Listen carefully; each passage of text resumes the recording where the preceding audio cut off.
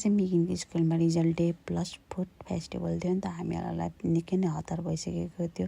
छिटो गरेर हामीहरू चाहिँ स्कुल पुग्यौँ र स्कुल पुगेको त सबै रिजल्ट सुनेर बाहिर निस्क्यौँ। हामी त हामी त लास्टमा रहेछौँ क्या, हामी लास्टमा पुगेछौँ क्या भनेको त भित्र गएको त फुड फेस्टिभलहरू लागिरहेको रहेछ। त्यही पनि हामी हतार भित्र गयौँ र त्यहाँ चाहिँ मिग्ने चाहिँ धेरै रमाइलो रहेछ। आज त है मम्मी स्कुलमा भनेर यताउति हेर्दै रमाउँदै हिँडिरहेको थिएन। यतिकोमा हामी साथीहरू हाई गरेर हामी चाहिँ ढिलो नगरी क्लासभित्र गयो र क्लासमा चाहिँ म्यामले चाहिँ मिगिन धेरै नै राम्रो गर्नुभएको छ है, फर्स्ट हुनुभएको छ हजुर चाहिँ।